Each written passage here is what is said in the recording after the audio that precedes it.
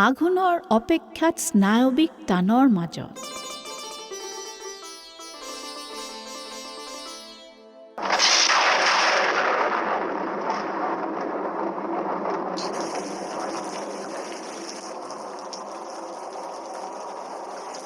শাওনৰ প্ৰতিটো দিনেই যেন হেজাৰ বছৰ মোৰ শেষেই নহয়।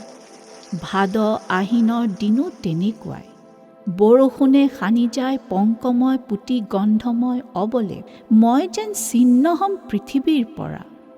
আহিনৰ দিন ৰাতি পল অনুপলো নহ'বই শেষ যেন। আহিনৰ কিনো দিন ৰাতি? তুমি নাই, বতাহত শীতলতা নাই, আকাশত উদ্দিন চৰাই নাই। সিহঁত জুপুকা লাগে দিনতেই, বৰ্ষণ মুখৰ সেই গোমা বতৰত। অন্ধকাৰ ৰাতি যেন লাগে, কি যেন তাণ্ডৱ চলে নিৰ্দয় মেঘৰ। ঘাঁহ বন গজি উঠে ঠাহ খাই খাই। মই আৰু নোৱাৰা হওঁ ক্ৰমে ক্ৰমে। আঘোণৰ অপেক্ষাৰ স্নায়ৱিক টানৰ মাজত, আঘোণৰ অপেক্ষাত তেনেকৈ অস্থিৰ সময়ে কাটে বছৰি বছৰি।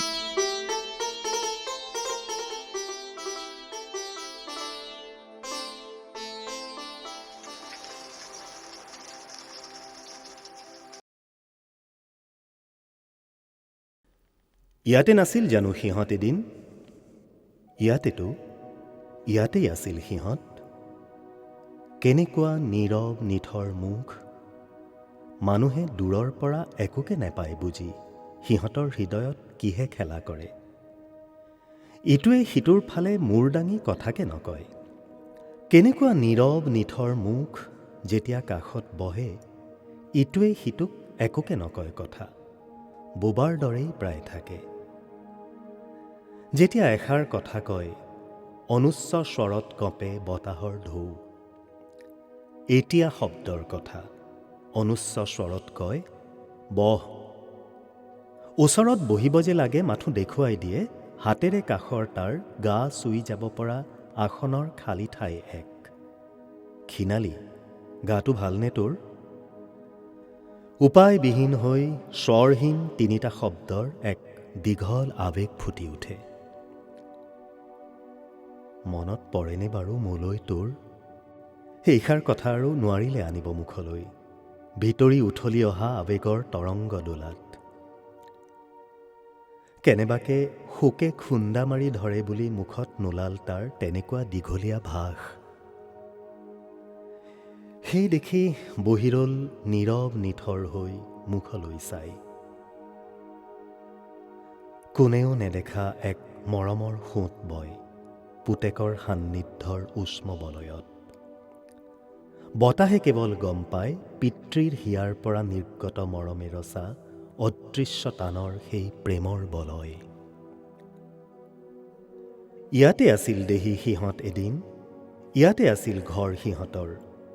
নদীৰ ভাঁজত থকা পাৰঘাট তাতে। নদীয়ে নদীয়ে ঘূৰি মাছ মাৰে বাপেকে পুতেকে। নাৱৰ কৌশলবোৰ বাপেকে যেতিয়া পুতেকক তাহানি এদিন শিকাই বুজাই তুলিছিল, নীৰৱ নিথৰ মুখ তেতিয়া নাছিল সিহঁতৰ। কোলাই বোকাই লৈ সাৱটি সাৱটি মাউৰা ল'ৰাটি দেহি কেনেকৈ সোঁতে সোঁতে নদীয়ে নদীয়ে ডাঙৰ কৰিলে তাক। বাৰিষাৰ উচ্ছল নদীৰ দৰে কথাৰ কল্লোল ঢৌ তুলি। কেনেকৈ বৰনাও চলাব লাগিব, কেনেকৈ নাৱে নাৱে মাছ ধৰি চহৰত বেছি এদিন চহকী হ'ব, এদিন হয়তো তাৰ মেচিনৰ নাও হ'ব। বৰ বৰ চহৰত মাছৰ হাউদ হৈ বনিজ বেহাব। তেনেকৈ হৈ উঠে পুতেকৰ সুন্দৰ বনিজ জ্ঞান। দোপে দোপে নাৱে নাৱে মাছৰ ডাঙৰ ব্যৱসায় বৰ এক চহৰত হঠাৎ উঠিল গঢ় লৈ। এতিয়া নোৱাৰে সি বৰ সেই চহৰৰ ব্যৱসায় এৰি থাকিবহি তাহানিৰ ঘাটৰ কাষত থকা সৰু ঘৰটিত। আহি যায় তথাপিও কোনোবা এদিন, যেতিয়া বাপেকে থাকে তালৈ বাট চাই চাই কাঠৰ পুৰণি সেই ভগা বেঞ্চিতে বহি। আৰু তেতিয়াই পুতেকক এতিয়া শব্দৰে কয় বহ। আহচোন ওচৰতে বহ বুলি কিয় জানো নোৱাৰিলে ক'ব। হয়তোবা শোকে খুন্দা মাৰি ধৰে বুলি এতিয়া শব্দেৰে তাৰ উচ্চাৰিত হ'ল অতল প্ৰেমৰ মৃদুভাস। তোমাৰ বুদ্ধিৰে গঢ়া ব্যৱসায় আৰু তাৰে ঘটা ধন লৈ সজা চহৰৰ মোৰ ঘৰলৈ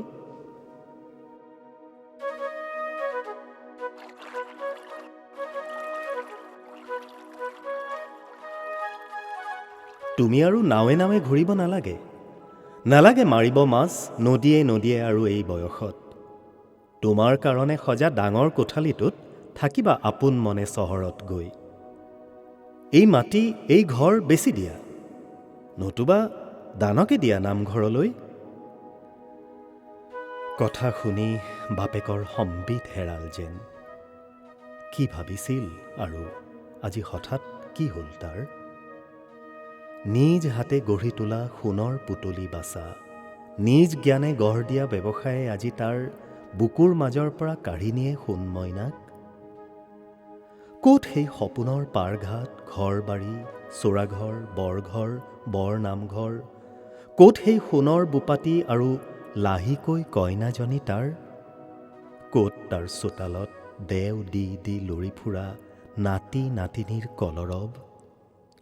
এতিয়া কথাৰে আকৌ স্তব্ধ হয় পাৰঘাট, নদী আৰু নদীৰ আকাশ।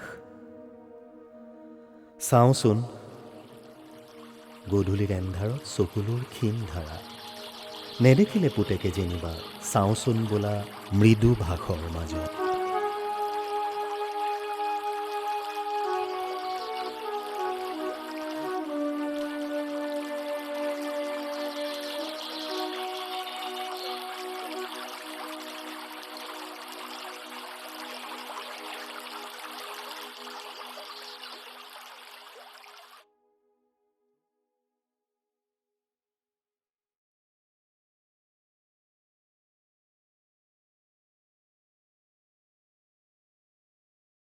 বিহু।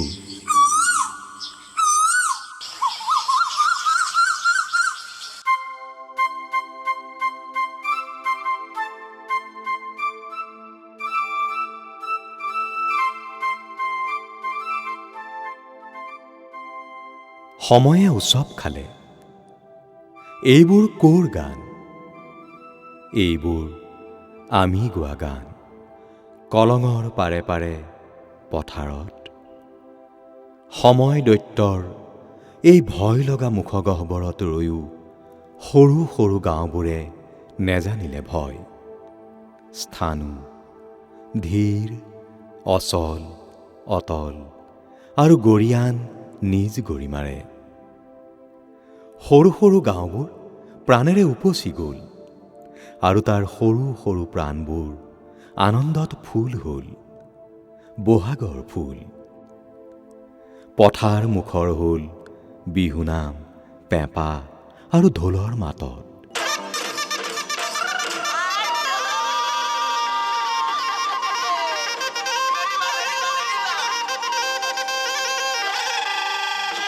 জীৱনত এই যেন প্ৰথম শুনিলোঁ গান, সুৰ আৰু প্ৰাণ তাত ইমান নিবিড়।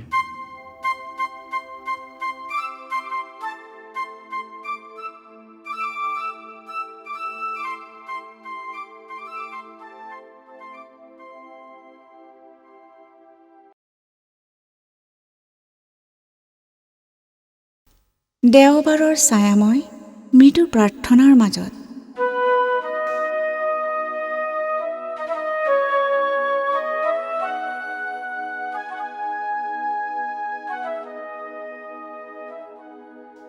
সপ্তাহটোৰ কৰ্ম উন্মত্ততাৰ শেষত, সপ্তাহটোৰ উদ্বিগ্নতা, হাহাকাৰ আৰু উৎপাদন লক্ষ্যৰ চিন্তা ভাৱনাৰ পাছত সপ্তাহটো উঠাটো খাই দৌৰি দৌৰি গৈ গৈ হঠাৎ মই পালোঁ এক প্ৰাৰ্থনাৰ কোমলতা সনা দেওবাৰ। আৰু দেওবাৰৰ এক ছায়াময় নীৰৱ মৃদু প্ৰাৰ্থনাৰ মাজত মই সোমাই পৰিলোঁ। নগৰীৰ ধাতৱ শব্দৰ কৰ্কশতা হঠাৎ বন্ধ হৈ গ'ল। ৰাজপথৰ ঘৰ ঘৰ শব্দ হঠাৎ কোমল হৈ আহিল। মোৰ দৌৰা দৌৰি বন্ধ হ'ল। শ্ৰান্তি আৰু বিশ্ৰামৰ এক কোমল ৰাতিপুৱাৰ গাত আউজি মই ভাবিবলৈ সময় পালোঁ, চিহ, মই কেনেকৈ দৌৰাদৌৰি কৰি ফুৰিছোঁ। উৎপাদন লক্ষ্যৰ হতাশাই মোক কেনেকৈ বিব্ৰত কৰি তুলিছিল। কাম কাম আৰু কেৱল কামে মোক কেনেকৈ অন্ধ কৰি পেলাইছিল। অসম্ভৱক সম্ভৱ কৰাৰ মূৰ্খামিয়ে মোক কেনেকৈ খিংখিঙীয়া খঙাল কৰি তুলিছিল। মানুহবোৰক মই কেনেকৈ মিছাই খং কৰিছিলোঁ।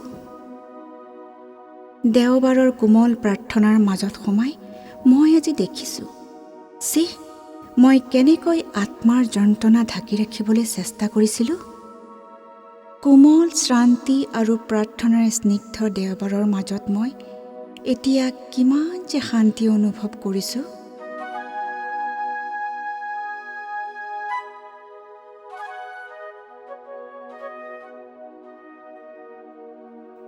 গধূলি হোৱাৰ লগে লগে মোৰ আকৌ ভয় লাগি আহিল। সপ্তাহটোৰ কৰ্ম উন্মাদনাত মোৰ স্নায়ুবোৰ আকৌ উত্তপ্ত হৈ উঠিব। মই এটা যন্ত্ৰৰ দৰে হু হু শব্দ কৰি সপ্তাহটোৰ বুকুৱেদি বাগৰি যাম।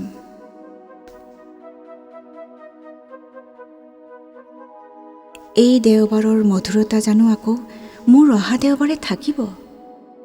এইদৰে হু হু কৰি গৈ গৈ মই যদি এটা নিখুঁত ধুনীয়া যন্ত্ৰ হৈ যাওঁ।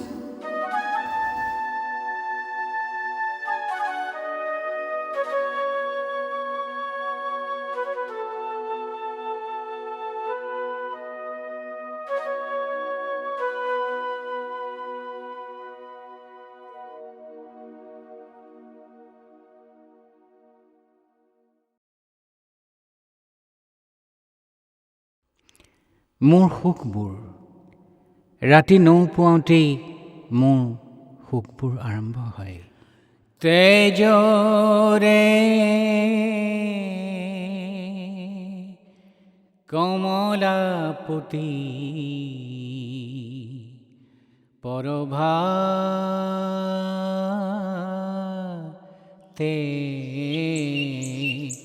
নিন্দ। ৰাতি নৌপুৱাওঁতেই মোৰ সুখবোৰ আৰম্ভ হয়।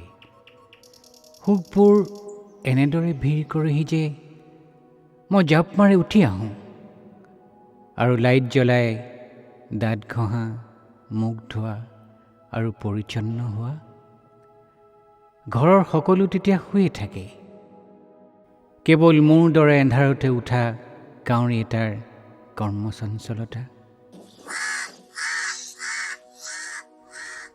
তাৰ পাছত আৰু মোৰ প্ৰাত্যহিক কামৰ ভিৰ।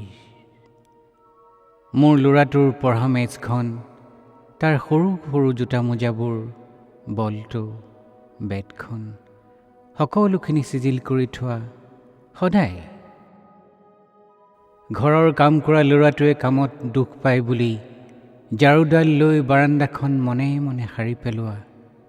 পত্নীয়ে মোৰ কামৰ ঘুটঘুটনিত সাৰ পায় বুলি সন্তৰ্পণে সকলো কাম সন্তৰ্পণে। তাৰ পাছত আৰু আৰ্টাইলৈ চিঠি লিখা। তেতিয়া পোহৰ হয় আৰু কাউৰীটো উৰি গুচি যায়। আচলতে এই কামবোৰ পৰিকল্পনা কৰোঁতে আগদিনা ৰাতিয়েই মোৰ সুখবোৰ আৰম্ভ হৈছিল। ৰাতিপুৱাৰ কামবোৰৰ সুখবোৰ ঠিক তেতিয়াই আৰম্ভ হৈছিল। মোৰ সুখবোৰ মোৰ, তোমালোকৰ সুখবোৰ তোমালোকৰ, মোৰ সুখবোৰ তোমালোকৰ দুখ। ৰাতিপুৱাৰ সুন্দৰ টোপনিবোৰ তোমালোকৰ, আৰু টোপনিৰ পৰা উঠি আহি কাম কৰি ফুৰাৰ সুখবোৰ মোৰ।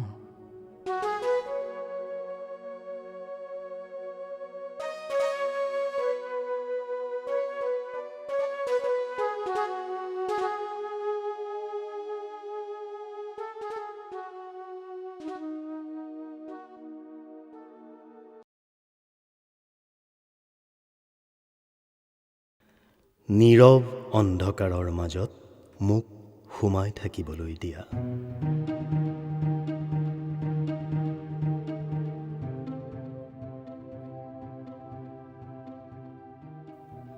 যিহেতু সকলো ঈপ্সিত বস্তু লাভৰ শেষত আকৌ মই নিজলৈ ঘূৰি আহোঁ আৰু সেইবোৰ বস্তু তেতিয়া হৈ পৰে অৰ্থহীন।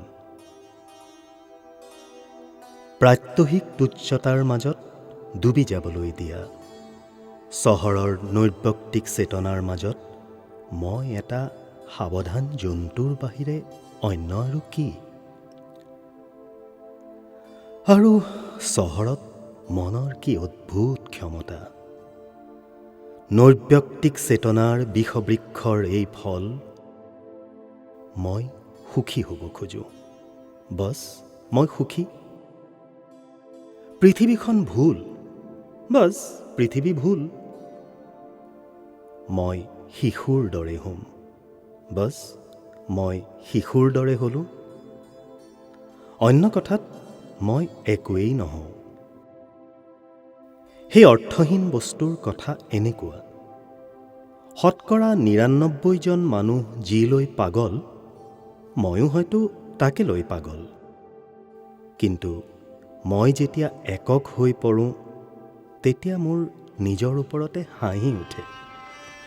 আৰু সেইকাৰণে মোক এতিয়া অন্ধকাৰৰ মাজত সোমাই থাকিবলৈ দিয়া।